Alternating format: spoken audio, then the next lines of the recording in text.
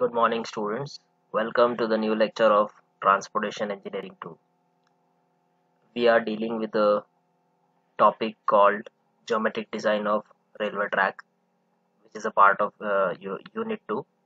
And last time we have studied about the negative super elevation and numericals on negative super elevation.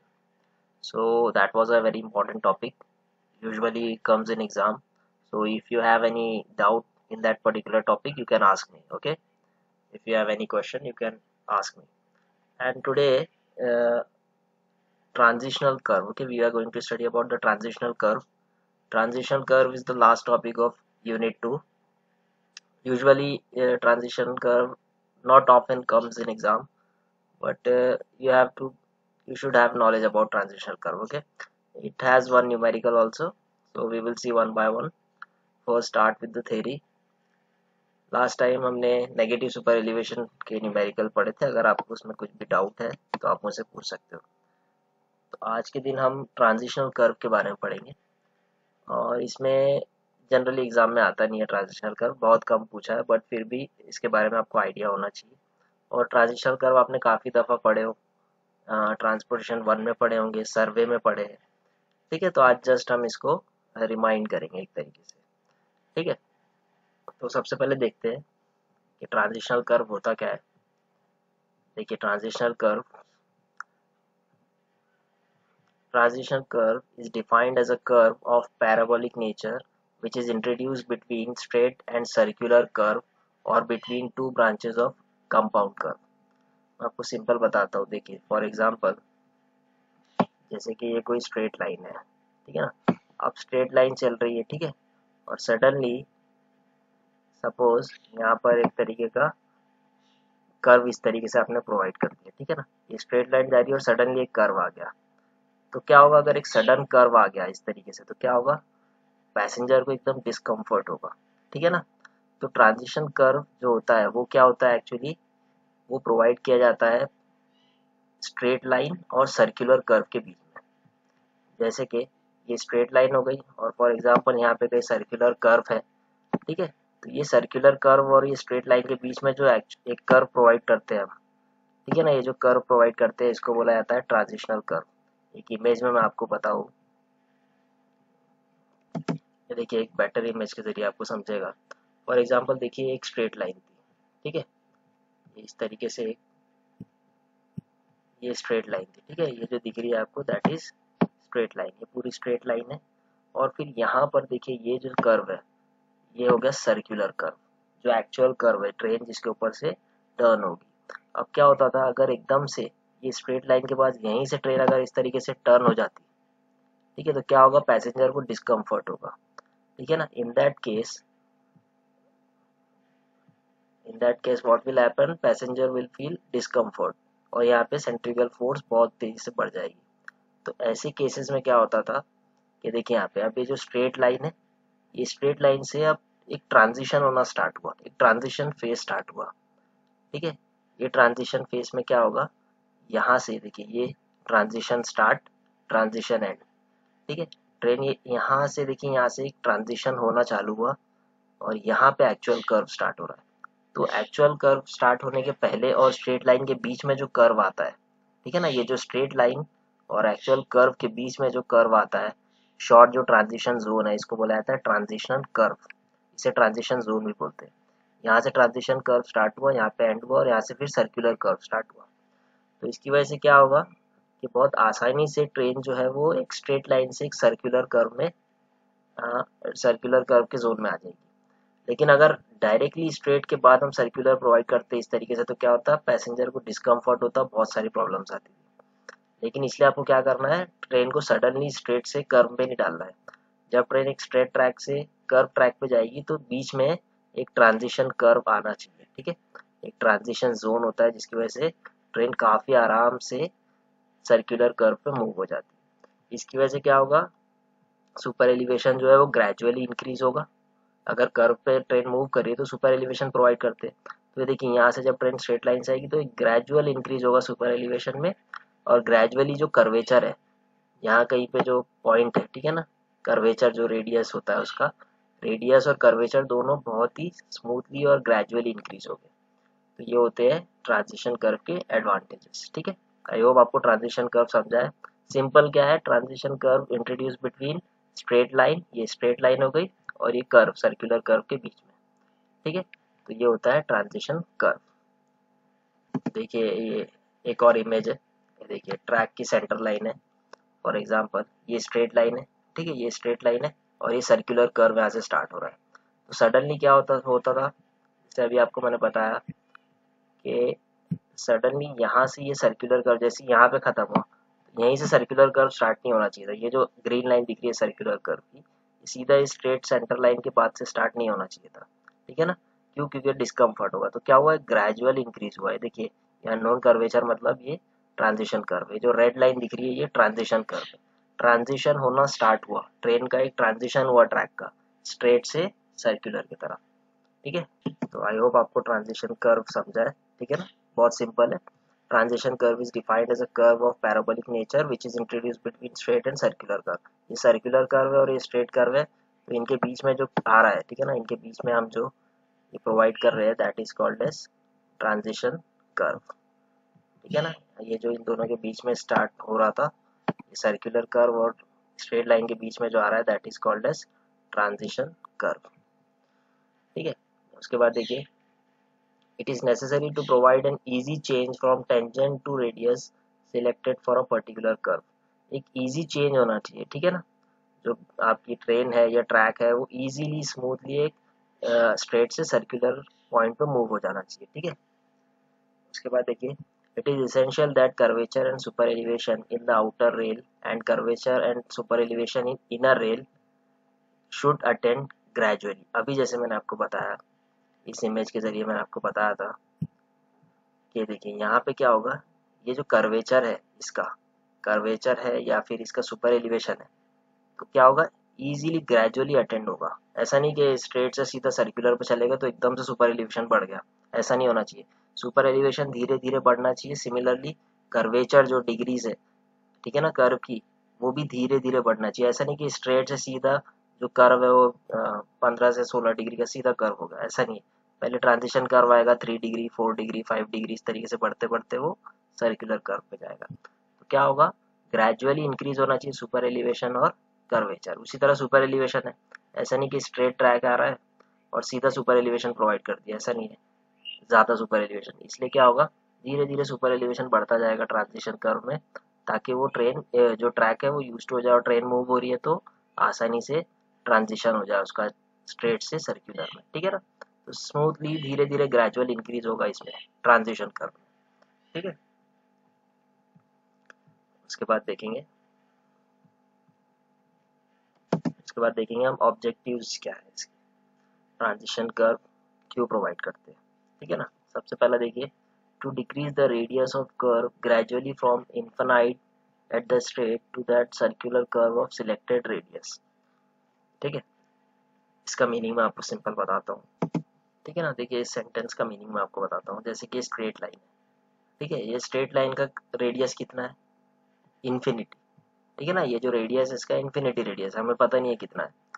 लेकिन जो ये circular curve है इसका आपको radius एक पता है कि कितना रेडियस है इसका। ठीक है ना, तो जो देखिए यहाँ पे, to decrease the radius from infinity to a selected value, यानी कि इन्फिनिटी से जो सिलेक्टेड वैल्यू है यहाँ पे ये जो रेडियस है इसे धीरे धीरे डिक्रीज करता है वो कौन, ट्रांजिशन कर्व। जब हम यहाँ पे ट्रांजिशन कर्व प्रोवाइड करेंगे तो ये धीरे धीरे इस वैल्यू को डिक्रीज करेगा। ठीक है ना, ताकि ये कर्व इसमें आ जाए। तो इन्फिनिटी से एक सिलेक्टेड वैल्यू में जाता है ट्रांजिशन कर्व। ठीक है ना, ये जो डिग्री ऑफ कर्व है या फिर आप बोल सकते हो रेडियस है, ये इन्फिनिटी जो है स्ट्रेट लाइन की एक सिलेक्टेड रेडियस पे डिक्रीज होता है धीरे धीरे ग्रेजुअली। ठीक है, उसके बाद देखिए, to attain gradual rise for the desired super elevation this is applicable to outer rail. जो ट्रैक है फॉर एग्जांपल ये है और ये रेडियस है, ये जो सर्कुलर कर्व है, तो जो सुपर एलिवेशन है वो ग्रेजुअली इस ट्रांजिशन कर्व में इंक्रीज होगा, जो मैंने आपको अभी बताया थोड़ी देर पहले। ठीक है, उसके बाद देखिए जो सेकेंडरी ऑब्जेक्टिव्स है इसके, द ग्रेजुअल इंक्रीज और decrease of the centrifugal force the vehicle use of this curve provide smooth running and vehicle and comfort to the passenger. मैंने आपको ये इमेज के जरिए बताया था एक चीज, देखिए यहाँ पे इमेज के जरिए मैंने आपको बताया था, जैसे कि देखिए ट्रेन यहाँ पे मूव कर रही है, सडनली अगर ये सर्कुलर कर्व यहाँ पे आ जाता, इस तरीके से एकदम से सर्कुलर कर्व यहाँ पे आ जाता, क्या हो जाता, पैसेंजर्स को डिस्कम्फर्ट हो जाता था। बट अभी क्या है, ग्रेजुअली मूव हो रहा है, आपको पता भी नहीं चलेगा कि कर्व आ गया। अगर ट्रांजिशन कर्व प्रॉपर प्रोवाइड करे तो पता भी नहीं चलेगा कि ट्रेन कर्व पे, बिल्कुल भी पैसेंजर को प्रॉब्लम नहीं होगी अगर ट्रांजिशन कर्व है। धीरे धीरे सेंट्रीफ्यूगल फोर्स आएगी, धीरे धीरे सुपर एलिवेशन बढ़ेगा, धीरे धीरे कर्वेचर बढ़ेगा। ठीक है, इससे क्या होगा, पैसेंजर को डिस्कम्फर्ट नहीं होगा, सिंपल। ठीक है, उसके बाद देखिए next point, no sudden application so the chances of derailment are gently reduced. No sudden application of, यहाँ पे एक चीज मिसिंग है, सेंट्रीफ्यूगल फोर्स है। No sudden application of centrifugal force, same इसका मीनिंग यहीं पर ये हुआ है। देखिए यहाँ पे सेंट्रीफ्यूगल फोर्स भी धीरे धीरे आ रही है, तो उसकी वजह से क्या होगा, डीरेलमेंट के चांसेस नहीं है। फॉर एग्जांपल यहाँ पे अगर सर्कुलर कर्व आता डायरेक्ट, ठीक है ना, ट्रेन एकदम से मुड़ जाती, ट्रैक स्ट्रेट ट्रैक से एकदम से टर्न हो जाती, तो क्या हो जाता था, डीरेलमेंट के चांसेस हो जाते थे। लेकिन क्योंकि यहाँ पे ग्रेजुअली इंक्रीज हो रही है सारी चीज़ें, तो डीरेलमेंट भी नहीं होगा। ठीक है, उसके बाद देखते हैं, उसके बाद देखते हैं रिक्वायरमेंट। ठीक है ना, उसके बाद देखिए first requirement, it should be perfectly tangential to the straight line. इसका मीनिंग देखिए, सेंटेंस का मीनिंग सिंपल, जैसे कि ये स्ट्रेट लाइन है और एक सर्कुलर कर्व है, ठीक है ना, इन दोनों के बीच में आपको एक सेंट्रीफ्यूगल ट्रांजिशनल कर्व प्रोवाइड करना है। ठीक है ना, तो ट्रांजिशन कर्व जो प्रोवाइड करेंगे, it should be perfectly tangential to the straight. इसका मीनिंग ये है कि इसका जो टेंजेंट है, ठीक है ना, ये और ये ट्रांजिशन कर्व प्रॉपरली, ये इस तरीके से ट्रांजिशन कर्व होना चाहिए, इसका जो टेंजेंट है, ठीक है ना, यहाँ से ट्रांजिशन कर्व प्रॉपरली इसको मीट करना चाहिए। It should be perfectly tangential to the straight line, इससे बिल्कुल परफेक्टली टेंजेंट होना चाहिए। ठीक है ना, ये जो सर्कुलर कर्व के टेंजेंट से हम एक लाइन मार्क करेंगे जो इसको मीट होना चाहिए यहाँ पे, तो इस तरीके से कर्व हम प्रोवाइड करेंगे। ठीक है, उसकी वजह से डीरेलमेंट के चांसेस कम हो जाते हैं। ठीक है, उसके बाद देखिए, the length of transition curve should be such that curvature में increase at the same rate as the super elevation.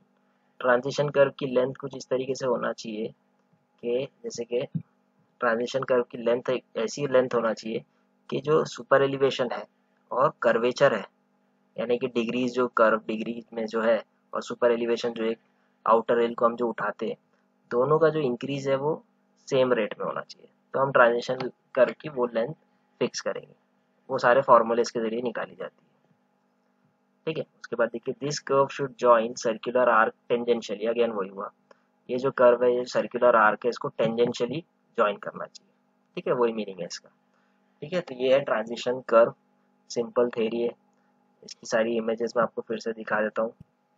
जैसे कि स्ट्रेट ट्रैक है और ये सर्कुलर ट्रैक है, तो स्ट्रेट के बाद सीधा सर्कुलर ट्रैक नहीं आना चाहिए, ग्रेजुअली जो है वो कर्व एकदम मूव होना चाहिए, ग्रेजुअली कर्व का इंट्रोडक्शन होना चाहिए। तो ये जो ग्रेजुअल इंट्रोडक्शन है, इसे बोला जाता है ट्रांजिशन कर्व, ये ट्रांजिशनल फेस है। ट्रांजिशन कर्व यहाँ से स्टार्ट हुआ, यहाँ पे एंड हुआ, जहाँ पे एंड हुआ है वहां से सर्कुलर कर्व स्टार्ट हो जा रहा है। ठीक है, तो ये जो शॉर्ट, थोड़ा सा आप बोल सकते हो कम डिग्री का जो कर्वेचर है, उसे ही ट्रांजिशन कर्व बोलते हैं। ठीक है, तो ये 3 डिग्री 5 डिग्री इस तरीके से होता है। ये बहुत शॉर्ट में पता, एक कर्व को इंट्रोड्यूस करना है तो बीच में ट्रांजिशन कर्व होना चाहिए। ठीक है ना, कभी भी जनरली कभी भी स्ट्रेट के बाद सीधा एक सर्कुलर कर्व नहीं आता है, उसके बीच में एक ट्रांजिशन कर्व होता है जो कि बहुत शॉर्ट, आप बोल सकते हो आर्क होता है उसका। ठीक है ना, तो ये क्या होता है, बहुत स्मूथली क्या होता है, ये इंट्रोडक्शन होता है सर्कुलर कर्व का। ठीक है, तो ये जो शॉर्ट में लेंथ है ट्रांजिशन कर्व की, ये जो ट्रांजिशन कर्व है, ये एक तरह का ट्रांजिशन करता है इसमें स्ट्रेट और सर्कुलर फेस में। और इसकी मैं आपको इमेज बताता हूँ, ये एक और इमेज है, ये देखिए ट्रैक स्ट्रेट लाइन, और यहाँ पे ग्रेजुअली इंक्रीज हुआ, ग्रेजुअल, ये जो रेड लाइन जो दिख रही है ट्रांजिशन कर्व है। ठीक है, अब एक और इमेज मैं आपको दिखाता हूँ, इधर देखिए, जैसे कि ये सर्कुलर कर्व था, ये स्ट्रेट लाइन है। ठीक है, ये स्ट्रेट लाइन है, ठीक है, ये सर्कुलर कर्व हो गया, तो यहाँ से देखिए ट्रांजिशन कर्व स्टार्ट हुआ, ट्रांजिशन कर्व स्टार्ट हुआ, फिर सर्कुलर कर्व लगा, और जब एंड भी हो रहा है तो वहाँ पे भी ट्रांजिशन कर्व एक आना चाहिए, क्योंकि सडनली इसके बाद एक स्ट्रेट नहीं आना चाहिए। ठीक है ना, इसके रेड के बाद सीधा स्ट्रेट लाइन नहीं आना चाहिए था, इसलिए यहाँ पे एक और ट्रांजिशन कर्व है। ठीक है, तो ये एक और ट्रांजिशन कर्व देखिए, सर्कुलर कर्व और स्ट्रेट लाइन के बीच में जो कर्व होता है उसे बोलते हैं ट्रांजिशन कर्व। आप लोग इसके बारे में पढ़ चुके हो पहले भी। ठीक है, आई होप आपको ये पूरा समझा है। तो हम न्यूमेरिकल की तरफ चलते हैं। देखिए ट्रांजिशन कर्व में एक न्यूमेरिकल आ सकता है, बहुत शॉर्ट है, आपको सिर्फ फॉर्मूले याद रखो, स्टेप याद रखो, ज़्यादा डिटेल में जाने की ज़रूरत नहीं क्योंकि ये क्वेश्चन शायद ही आएगा एग्जाम में, बट फिर भी एक आपको अंदाज़ा होना चाहिए किस तरीके से इसको डिज़ाइन करते हैं। ठीक है, एक अंदाज़ा आपको होना चाहिए, तो मैं बस आपको फॉर्मूले बता रहा हूँ। ठीक है, और आपको बस उसको याद रखना है स्टेप्स को। देखिए डिज़ाइन आ सकता है, तो इसके डिज़ाइन स्टेप देखते हैं, design steps of transition curve. ठीक है ना, सबसे पहले स्टेप 1 आपको जनरली दिया रहेगा स्पीड, वेलोसिटी आपको क्वेश्चन में दी रहेगी, तो वेलोसिटी दी रहेगी तो आप उससे क्या निकाल सकते हो, आर। वो कैसे निकालोगे, आर मतलब रेडियस, तो वेलोसिटी का फॉर्मूला है 4.35 अंडर रूट आर माइनस 67। ये रेलवे बोर्ड का फॉर्मूला है, स्टैंडर्ड फॉर्मूला है, इंडियन रेलवे कांग्रेस की तरफ से। ठीक है, इसको आपको याद रखना है। तो इसका फॉर्मूला क्या है, v is equal to 4.35 under root R minus 65। इससे आपको क्या मिल जाएगा, रेडियस। ठीक है, आपको रेडियस मिल गया, कर्व का, ट्रांजिशन कर्व का रेडियस मिल गया। फिर नेक्स्ट स्टेप क्या रहेगी, सुपर एलिवेशन निकालना, कि कितना सुपर एलिवेशन उस ट्रांजिशन कर्व पे आएगा। तो उसका फॉर्मूला हमको पता था सुपर एलिवेशन का, एक्चुअल सुपर एलिवेशन का।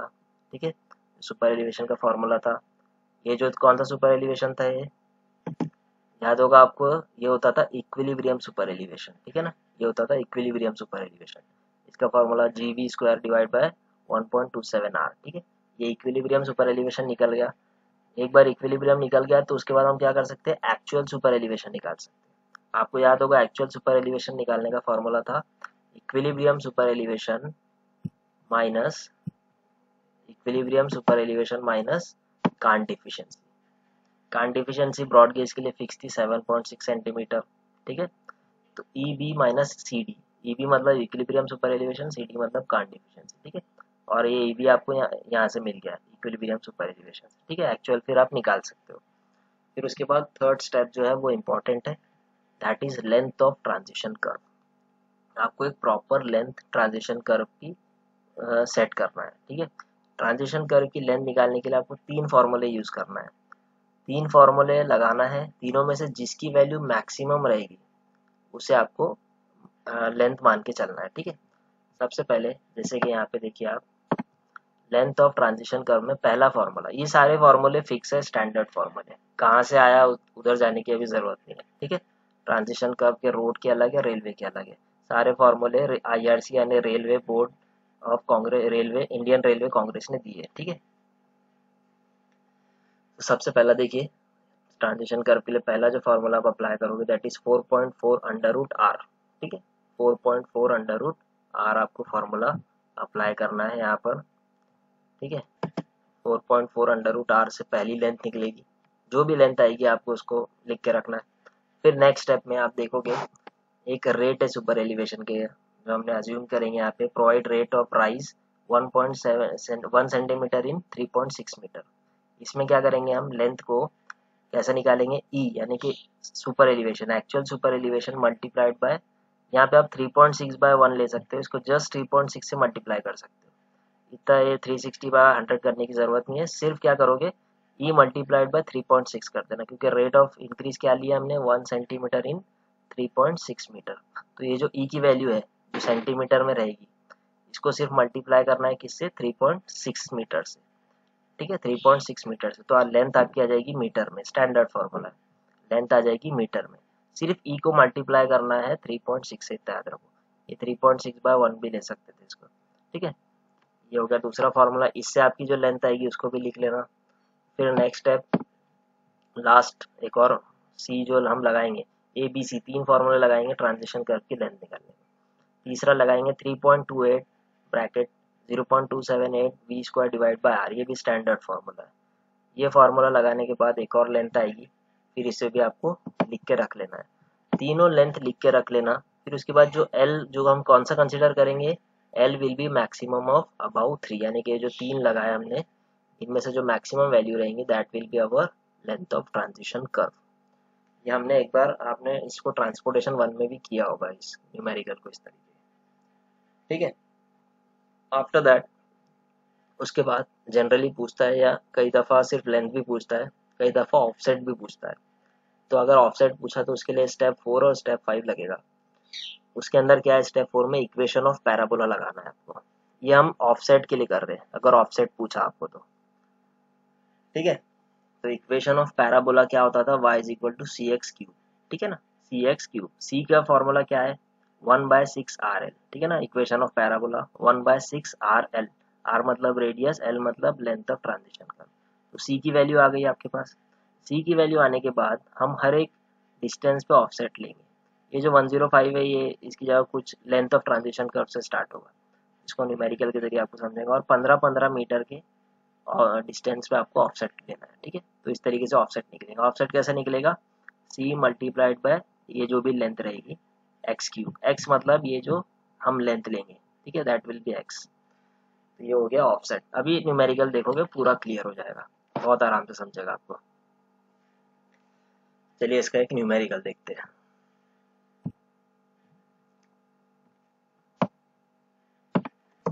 So let's see one of the numerical of transition curve। बहुत सिंपल है, सिर्फ और सिर्फ फॉर्मूले आपको याद रखने हैं, ठीक है। तो थोड़ा सा न्यूमेरिकल दिखने में प्रॉब्लम है, मैं पढ़ के बता देता हूँ आपको। डिजाइन ऑफ ट्रांजिशन कर्व, ठीक है। Determine the length of transition curve and draw the offset at every 15 metre interval. यहाँ पे मेंशन है draw the offset at every 15 metre interval given that the design speed of train on curve is 90 kmph on broad gauge track।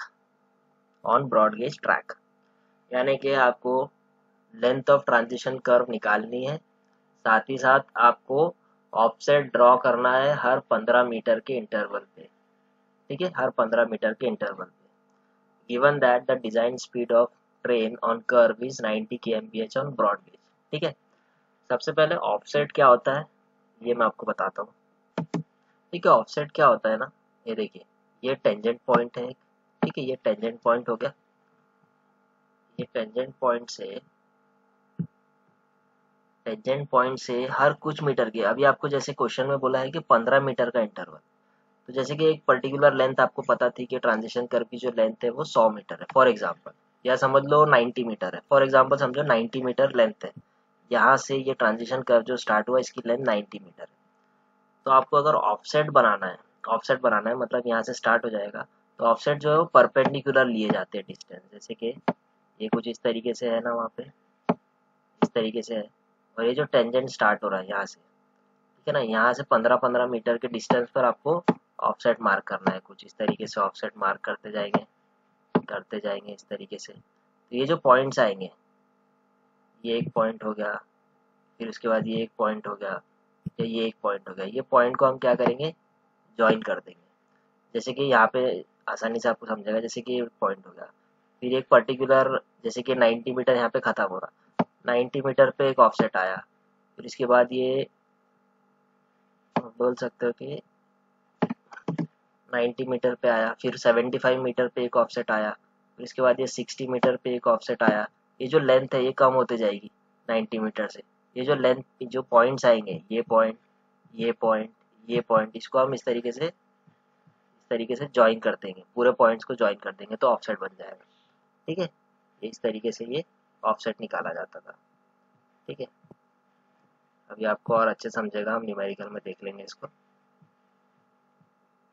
देखिए अभी, ठीक है, तो question क्या था कि आपको लेंथ ऑफ ट्रांजिशन कर्व निकालनी है, साथ ही साथ आपको एक ऑफसेट बनाना है हर 15 मीटर के इंटरवल में, ऑफसेट की लेंथ निकालनी है। उसके साथ साथ जो डिजाइन स्पीड थी वो दी थी बस 90 kmph, और दिया था कि ब्रॉड गेज ट्रैक है, ठीक है। तो सबसे पहला स्टेप जैसे हमने जब भी देखे, सबसे पहला स्टेप है रेडियस निकालना। तो रेडियस कैसे निकलेगा, रेलवे बोर्ड का फॉर्मूला लगाएंगे।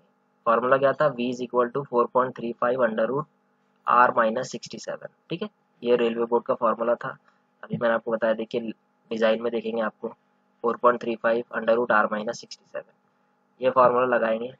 तो देखिए v क्या थी, स्पीड कितनी थी, 90 kmph, वो लिख दिए। 4.35 स्टैंडर्ड है, अंडर रूट R-67।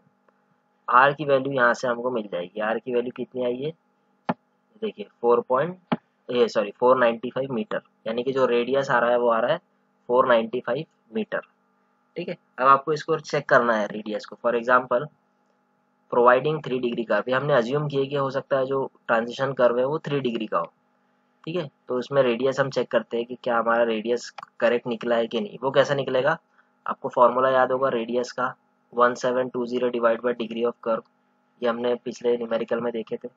तो 1720 divide by degree of curve कितना है 3। तो अगर ये हम लगाते हैं फॉर्मूला तो वैल्यू आती है 573। ये वैल्यू हमेशा ज़्यादा होना चाहिए जो आपने अज्यूम किए, ठीक है, जो वैल्यू आपने अज्यूम किए वो वैल्यू से ये ज़्यादा होना चाहिए, ठीक है। ठीक है, ये जो वैल्यू आएगी, अब हमारा जो रेडियस है वो कौन सा रहेगा इनमें, हमारा रेडियस रहेगा ये ज़्यादा वाला, ठीक है, क्योंकि हमने जो डिग्री अज्यूम किए, हमने एक अजम्पशन किए कि 3 डिग्री का अगर हम कर्व प्रोवाइड करेंगे तो कितनी आएगी वैल्यू 573। ये वैल्यू हमेशा ज़्यादा आना चाहिए 495 की। अगर ये वैल्यू कम आती तो हम 495 को ले लेते थे, ठीक है, लेकिन क्योंकि ये वैल्यू ज़्यादा ही है इसलिए हमारा रेडियस होगा 573 मीटर, ठीक है, इतना याद रखो। 3 डिग्री का हमने कर्व अज्यूम किया, यहाँ पे मेंशन नहीं था क्वेश्चन में, हमने अज्यूम किए कि 3 डिग्री का कर्व है। उसके बाद सुपर एलिवेशन निकालेंगे। सबसे पहले हम निकालेंगे इक्विलिब्रियम सुपर एलिवेशन, जिसका फॉर्मूला था GB² डिवाइड बाय 1.27R। हमने पढ़ चुके हैं पिछले इसमें। जी यानी कि ब्रॉड गेज की लेंथ कितनी रहती है 1.676, वेलोसिटी 90 kmph है, डिवाइड बाय 1.27R। आर की वैल्यू देखिए 573 लिया, यहाँ पे कंफ्यूज नहीं होना। मैंने जैसे आपको बताया दो तरीके से हमने रेडियस निकाले, पहला रेलवे बोर्ड का फॉर्मूला और दूसरा हमने एक अज्यूम किए कि 3 डिग्री का कर्व है, ठीक है ना। तो जो वैल्यू आई 1720 डिवाइड बाय 3 यानी कि वो वैल्यू हमेशा इससे ज़्यादा आना चाहिए जो हमने पहले निकाले। अगर कम आती तो हम जो ज़्यादा वाली वैल्यू थी यानी कि 495 को लेते। फॉर एग्जाम्पल अगर ये रेडियस आता 450 तो हम कौन सी वैल्यू लेते हैं 495, लेकिन क्योंकि ये ज़्यादा आई है इसलिए हम क्या लेंगे 573 वैल्यू लेंगे यहाँ पे। तो 573 हमने रेडियस मान के चले, ठीक है। ये एक तरह का चेक भी है, ठीक है ना। 495 यानी कि करेक्ट आ रहा है, थोड़ा सा ये वैल्यू ज़्यादा रहेगी उससे, तो 573 हमने वैल्यू फिक्स की। आप 3 डिग्री ही अज्यूम करना एग्जाम में भी, ठीक है, 3 डिग्री अज्यूम करना। उसके बाद देखेंगे सुपर एलिवेशन कैसे निकाले हमने, formula GB² divide by 1.27R। पूरे वैल्यूज रख दिए, सारी वैल्यूज अवेलेबल है। जी मतलब ब्रॉड गेज ट्रैक में 1.676 मीटर, फिर वेलोसिटी क्वेश्चन में दी गई है 90 kmph, 1.27R, आर मतलब रेडियस जो अभी हमने निकाले 573। उसके साथ तो ये सब करने के बाद हमारी जो वैल्यू आ रही है इक्विलिब्रियम सुपर एलिवेशन की वो आ रही है 18.65 सेंटीमीटर, ठीक है, 18.65 सेंटीमीटर, ये इक्विलिब्रियम ईबी है, ठीक है। उसके बाद हमको निकालना है एक्चुअल सुपर एलिवेशन। हमको लगेगा यहाँ पे कि एक्चुअली कितना सुपर एलिवेशन वहाँ पे प्रोवाइड किया गया है। तो देखिए the maximum permissible can't on is 18.65 centimetre and permissible can't deficiency is 7.6 centimetre. यानी कि सिंपल ये जो इक्विलिब्रियम सुपर एलिवेशन है और कांट डिफिशियंसी का जो डिफरेंस आएगा वो आएगा आपको एक्चुअल सुपर एलिवेशन। ये मैं आपको बताया था डिटेल में पूरा। तो actual super elevation is equal to equilibrium super elevation minus cant deficiency. Cant deficiency की ये जो वैल्यू है 7.6 सेंटीमीटर, ये ब्रॉड गेज ट्रैक के लिए फिक्स है, याद होगा आपको, हमने पूरी स्टैंडर्ड वैल्यू देखे थे। कांट डिफिशियंसी की वैल्यू फिक्स है for broad gauge track that is 7.6 centimetre.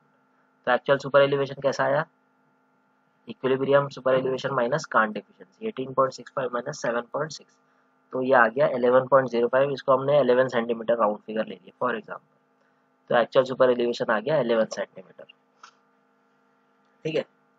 चलिए अब आगे देखेंगे। अब यहाँ से स्टार्ट हो रहा है मेन चीज, length of transition curve. Length of transition curve में तीन, जैसे हमने देखे 3 फॉर्मूले ABC, 3 फॉर्मूले थे। सबसे पहले देखेंगे ए, लेंथ निकालने के लिए सबसे पहले हम लगाएंगे 4.4 अंडर रूट आर, स्टैंडर्ड फॉर्मूले, ठीक है। 4.4 अंडर रूट आर, आर की वैल्यू हमने यहाँ पे लिख दी है 573 है, देखिए यहाँ से आई थी 573 रेडियस। तो ट्रांजिशन कर्व की पहली लेंथ आ रही है 105.32, 105.32 ये वैल्यू आ रही है मीटर में, ठीक है, ये पहली लेंथ है ट्रांजिशन कर्व की। फिर दूसरी देखते हैं हम। दूसरा जो आपको पता ही था प्रोवाइड रेट ऑफ राइज जो था, राइट ऑफ जो आपका राइज हो रहा है सुपर एलिवेशन वो कितना रेट से हो रहा है 3.6 मीटर के, ये दूसरा फार्मूला था। तो इसमें मैंने आपको बताया था कि सीधा आप E मल्टीप्लाइड बाय 3.6 कर सकते हो, यानी कि 11 क्या है, 11 देखिए यहाँ पे सुपर एलिवेशन है, ये देखिए जो सुपर एलिवेशन आया 11 सेंटीमीटर में। इसी तरह 11 centimetre multiplied by 3.6 metre direct कर देना, 11 मल्टीप्लाइड बाय 3.6 तो आपका आंसर आ जाएगा 39.6 मीटर, ठीक है।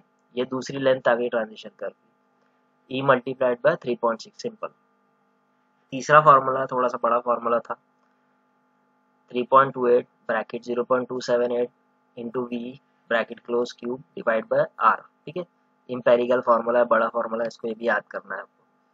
सारी वैल्यूज रख देंगे, 3.28 multiplied by 0.278 into 90 bracket close, और यहाँ पे क्यूब आएगा इसका, डिवाइड बाय रेडियस कितना था 573। ये फार्मूला लगाने के बाद जो लेंथ आई है दैट इज 89.66 मीटर। अभी ट्रांजिशन कर्व की जो लेंथ है वो कैसे निकलेगी, ये जो तीनों है ए बी सी, ये तीनों का मैक्सिमम जो वैल्यू आई है ए बी सी में, सबसे पहले ए की वैल्यू कितनी आई थी हमारी, ए का जो फार्मूला लगाया तो 105 105 आई थी। उसके बाद जो बी वाला फार्मूला लगाए थे रेट वाला, रेट ऑफ सुपर एलिवेशन, उसके हिसाब से 39.6 आ रही है। सी जो लगाया हमने इम्पेरिकल फार्मूला, उसके हिसाब से 89.66 आ रही है। तीनों में सबसे ज़्यादा कौन सा है, 105 है ना।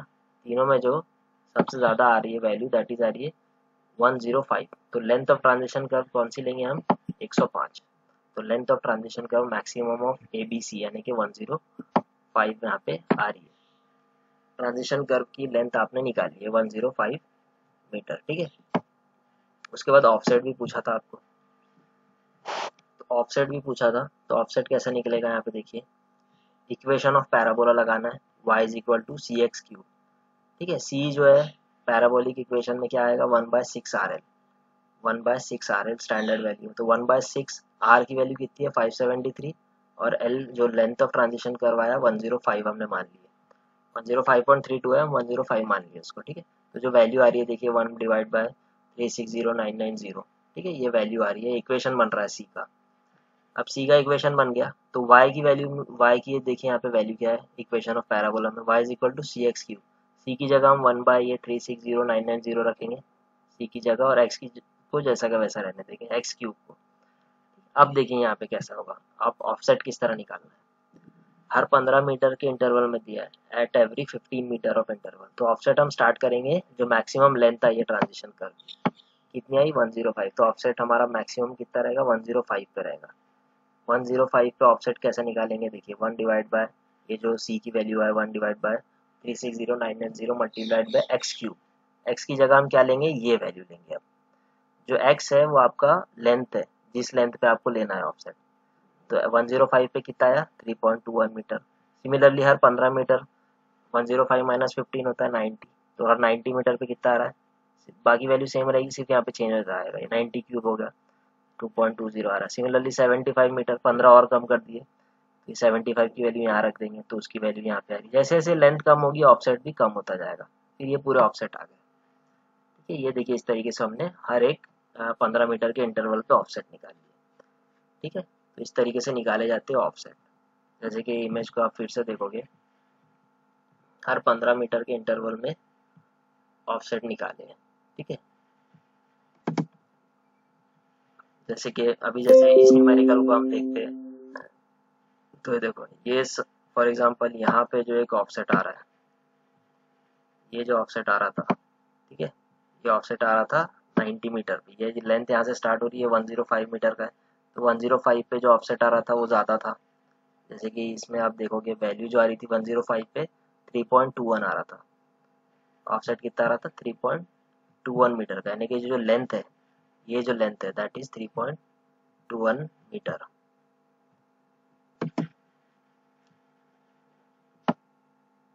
ठीक है, ये जो लेंथ है 3.21 मीटर है, ये इसका मीनिंग होता है ये ऑफसेट का। फिर जैसे कि ये 90 मीटर पे हो गया, ये 105 मीटर पे हो गया, फिर 90 मीटर जो है यहाँ से, ये 90 मीटर यहाँ से स्टार्ट कर रहे हैं हम, यहाँ से मार्क कर रहे हैं, यहाँ से ये 105 है, ये डिस्टेंस जो है। ठीक है, ये जो डिस्टेंस है ये यहाँ से लेके यहाँ तक के, ये जो टेंजेंट स्टार्ट हो रहा है यहाँ से लेके यहाँ तक के 105 मीटर है जो लेंथ है ट्रांजिशन कर्व की। तो 105 मीटर पे जो ऑफसेट आ रहा था 3.21 मीटर का है, यानी कि ये जो लेंथ है परपेंडिकुलर लेंथ 3.21 मीटर। फिर फॉर एग्जांपल 15 मीटर कम कर दोगे उससे, 15 मीटर कम कर दोगे, यहाँ पर 90 मीटर पे कितना आ रहा था उसका ऑफसेट, 90 मीटर पे आ रहा है 2.02। ठीक है, तो ये 2.02 यानी कि थोड़ी सी कम हो गई लेंथ। इस तरीके से हर एक पे ऊपर ऑफसेट मार्क हुआ, और ये जो पॉइंट्स आ रहे हैं, ये जो पॉइंट्स आ रहे हैं, ठीक है ना, ये जो पॉइंट्स आ रहे हैं, ये जो पॉइंट्स आ रहे हैं, ये पॉइंट को हम कनेक्ट कर देते हैं तो कर्व बन जाता है। ये जब पूरे ऑफसेट के पॉइंट्स को कनेक्ट कर दोगे तो कर्व बन जाएगा। इस तरीके से जो है वो सेटिंग आउट ऑफ कर्व होता है, ठीक है ना, जो कर्व है उसको सेट करते हैं। ये आप सर्वे में पढ़े हैं आप लोगों ने, ठीक है। तो ये था ट्रांजिशन कर्व का डिज़ाइन, हमने पूरा ऑलमोस्ट कवर कर लिया यूनिट 2। अगर आपको कुछ डाउट है तो आप मुझसे पूछ सकते हो, ठीक है। ये ट्रांजिशन कर्व यूजुअली आएगा नहीं एग्जाम में, बट फिर भी इसके कुछ कुछ फॉर्मूले याद कर लेना, ठीक है। अभी आपका सिलेबस आप देखो, ये देखो, इसमें यूनिट 2 में हमने ऑलमोस्ट सारी चीज़ें कवर कर दी है, ठीक है। ज्योमेट्रिक डिज़ाइन में हमने देखिए गेज, ग्रेडियंट हो गया, super elevation, can't deficiency, negative super elevation, ये ऑब्जेक्टिव ऑफ ट्रांजिशन कर्व, ये पूरा ट्रांजिशन कर्व भी है बेसिकली। ग्रेड कंपनसेशन भी हमने पढ़े थे, ठीक है। तो ये सारी चीज़ें हमने कवर कर ली है। अब नेक्स्ट क्लास से हम यूनिट 3 स्टार्ट करेंगे, पॉइंट्स एंड क्रॉसिंग, ठीक है। यूनिट 3 हम नेक्स्ट क्लास में स्टार्ट करेंगे। तो आई होप आपको ये समझा है। अगर कुछ प्रॉब्लम है आज के न्यूमेरिकल और टॉपिक में तो आप मुझसे पूछ सकते हैं, ठीक है। Thank you so much.